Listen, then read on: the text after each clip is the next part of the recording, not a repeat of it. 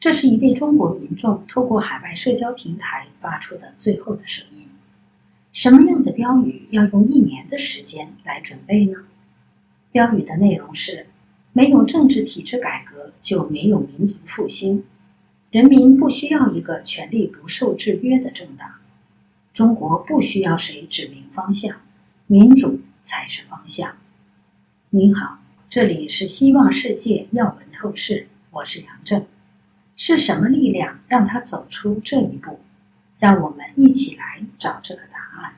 4月15日凌晨，这些标语出现在成都市茶店子客运站外的天桥上。很快，这些标语的制作悬挂者便消失了。至今的10多天里，没有人能联系到他。显然，这样的结局他自己也预料到了。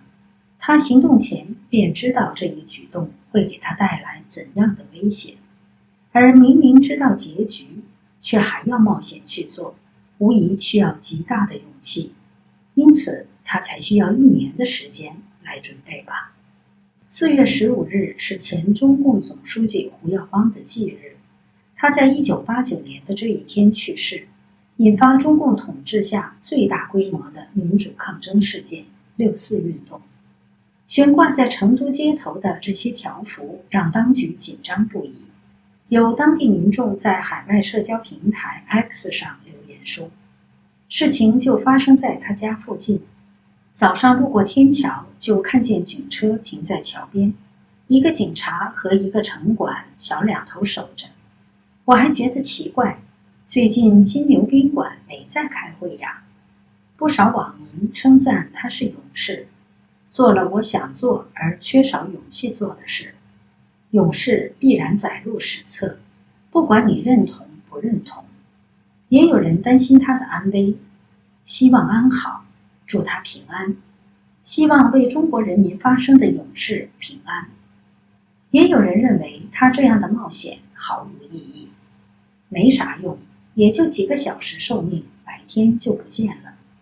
国内是不可能看到的，互联网已经被全面管控。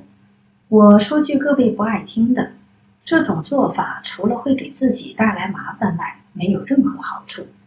大多数中国人根本不关心政治，除非铁拳砸到他们头上，否则这种横幅只会被当成笑话看待，不值得。体制改革绝无可能，不然也不会耗费天文数字的经费搞维稳了。中国今天的一切问题根源就是政治体制。共产党走到今天，自己比谁都清楚问题出在哪里。朋友们，你们怎么看呢？欢迎大家在评论区留言。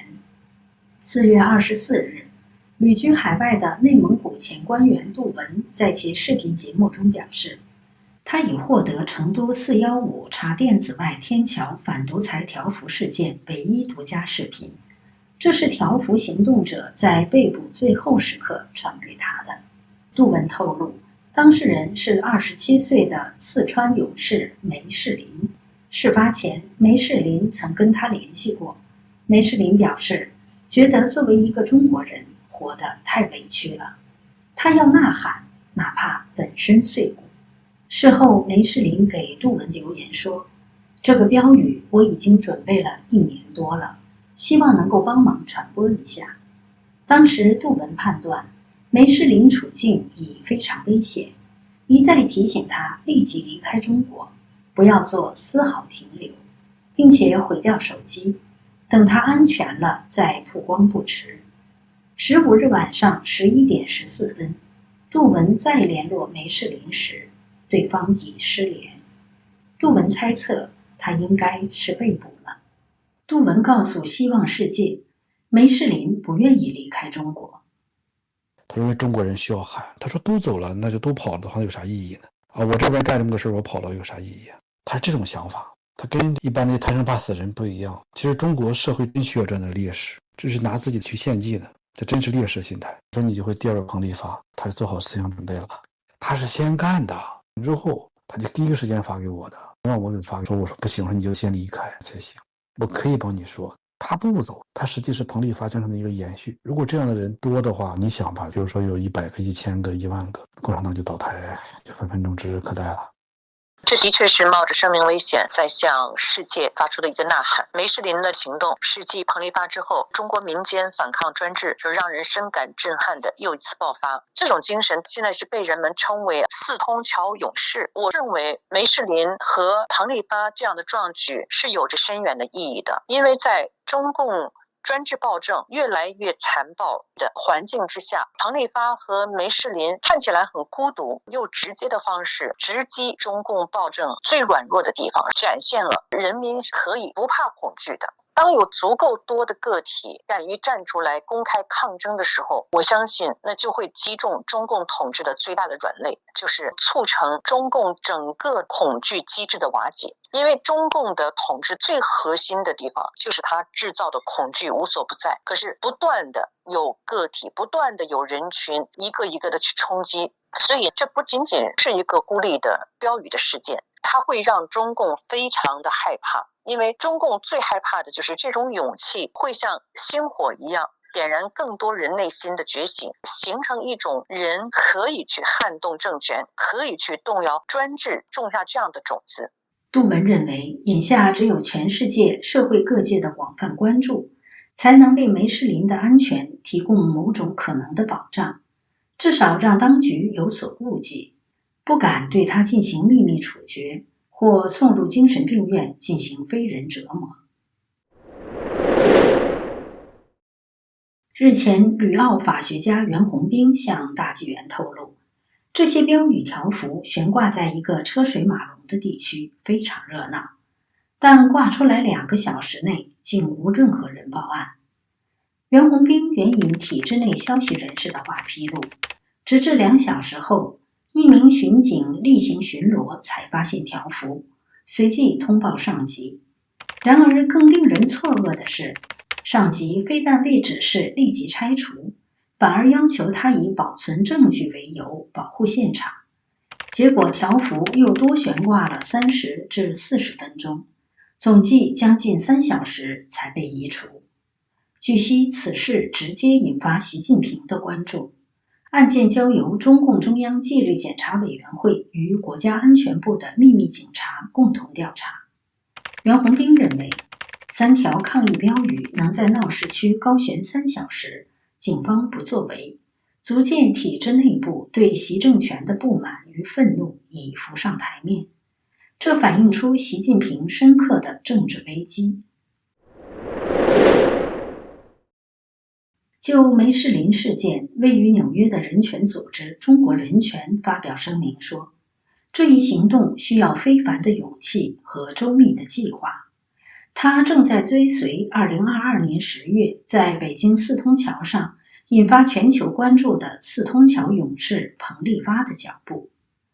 彭丽发当年在北京中关村四通桥上挂出横幅：不要核酸，要吃饭；不要风控，要自由；不要谎言，要尊严；不要文革，要改革；不要领袖，要选票；不做奴才，做公民，以及罢课罢工，罢免独裁国贼习近平。随后他被警察带走，至今生死不明。但是他的壮举唤醒了中国人。同年底蔓延全国的大规模反对清零政策的白纸运动中，多地出现了与四通桥类似的标语。外界普遍认为，这次运动受到了四通桥事件的影响。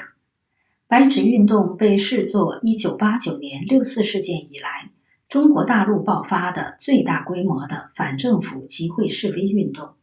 这次运动最终导致北京当局结束了清零政策。此后，各地挂条幅抗议中共暴政的举动此起彼伏。2023年6月3日，在北京鸟巢国家体育场外，一名女子爬上塔楼，挥舞美国的星条旗，并抛洒独立宣言传单，被誉为巾帼英雄和彭丽发第二。2023年9月27日，有网友在石家庄中山路天桥上拍到了结束帝制4个大字。2023年11前夕，广东等地也出现要求自由、民主诉求的标语。2024年7月30日，湖南娄底新化县一座天桥上挂出与四通桥事件中标语类似的横幅，并有播放器大声播放口号：要自由，要民主，要选票，罢课罢工，罢免独裁国贼习近平。抗议者是当地22岁的青年方义荣，他同时在网上发布了自白视频。根据网络信息，方义荣已被捕，和彭丽发被捕后的情况一样，中共官方没有透露任何相关信息。这里是希望世界要闻透视，感谢您的陪伴与思考，请订阅、分享并打开小铃铛，一起在动荡中坚守真相，在黑暗中点燃希望。